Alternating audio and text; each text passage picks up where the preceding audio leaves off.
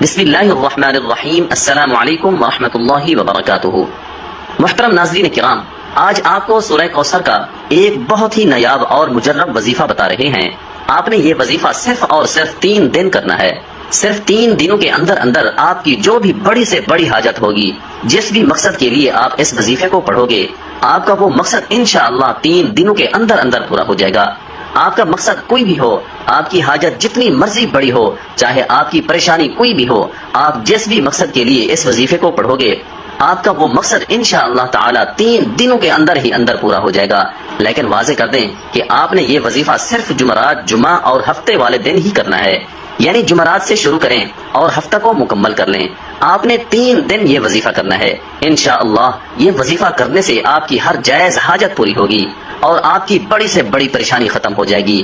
آپ چاہے یہ وظیفہ اپنے خود کی شادی کے لیے کر رہے ہیں یا پھر آپ کی بیٹیوں کی شادی نہیں ہو رہی، اس کے لیے کر رہے ہیں، انشاءاللہ تعالی آپ کو اس میں بھی کامیابی ملے گی۔ اگر آپ بے روزگار ہیں تو آپ اس کے لیے بھی یہ وظیفہ کر سکتے ہیں۔ اگر آپ کے دشمن ہیں اور ان سے چھٹکارا پانے کے لیے بھی آپ یہ وظیفہ کر سکتے ہیں۔ اگر کسی سے محبت کرتے ہیں اور اس سے شادی ہی کرنا چاہتے ہیں اور اس کے دل میں آپ اپنی محبت پیدا کرنا چاہتے ہیں تو اس کے لیے بھی آپ یہ وظیفہ کر سکتے ہیں۔ آپ کی کوئی بھی حاجت ہو، کوئی بھی مقصد ہو، آپ اس وظیفے کے ذریعے اپنا مقصد پورا کر سکتے ہیں۔ آپ نے صرف 3 دن اس وظیفے کو کرنا ہے اور انشاءاللہ 3 دن کے اندر آپ کا ہر جائز مقصد پورا ہو جائے گا۔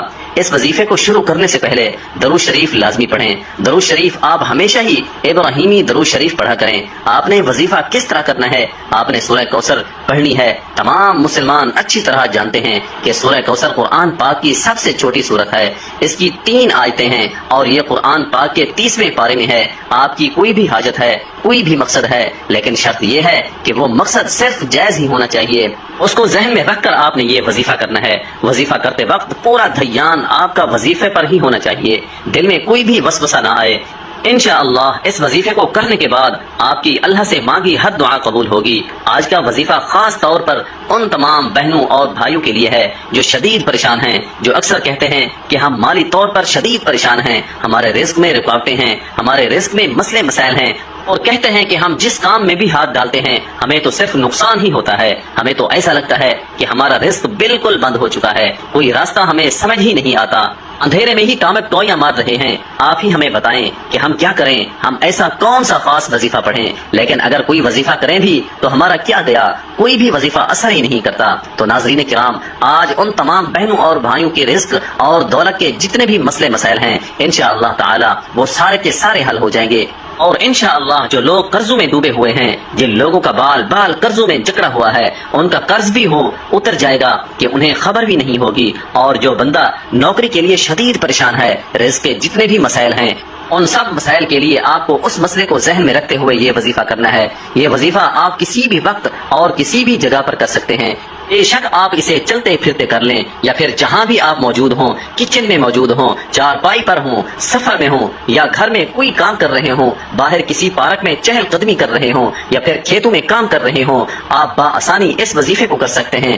اس وظیفے کو پڑھنے کے لیے وقت کی بھی کوئی پابندی نہیں ہے، کسی بھی وقت آپ یہ وظیفہ کر سکتے ہیں۔ کام کر رہے ہیں، دن رات، صبح شام، بارش میں یا آندھی میں، غرض آپ ہر وقت کر سکتے ہیں۔ اگر آپ نوکری پر ہیں تو آپ اس سے مزید بہتر اور مزید اچھی نوکری چاہتے ہیں، یا نوکری پر آپ کے کسی سینئر کے ساتھ مسئلے مسائل چل رہے ہیں اور آپ چاہتے ہیں کہ میں ہی کامیاب ہوں، اس کے لیے بھی آپ یہ وظیفہ کرنا چاہتے ہیں، یا کسی بھی رزق کے مسئلے کے لیے آپ یہ وظیفہ کریں، لیکن اس مسئلے کو ذہن میں رکھتے ہوئے ہی یہ وظیفہ کریں۔ آپ کو اس عمل کو کرنے سے پہلے نیت لازمی رکھنی ہے کہ مجھے فلاں قسم کا کام ہے اور مجھے اتنی رقم مل جائے، انشاءاللہ تعالی اللہ پاک آپ کو اس سے کئی درجہ زیادہ عطا کر دیں گے۔ ناظرین کرام، اس وظیفے کے اتنے فائدے ہیں کہ کسی نے جب بھی یہ وظیفہ کیا، اس کے فوائد اس کو اتنے ملے کہ اس نے پھر اپنی زندگی میں کبھی یہ وظیفہ چھوڑا ہی نہیں، اور پھر اس نے آنے والی ساری زندگی مستقل یہ وظیفہ کرنے کی عادت بنا لی، اور اب بھی وہ ان 3 دن لازمی یہ عمل کرتے ہیں۔ جب آپ لوگ سب سے پہلے یہ وظیفہ کرنے لگیں تو کوشش کریں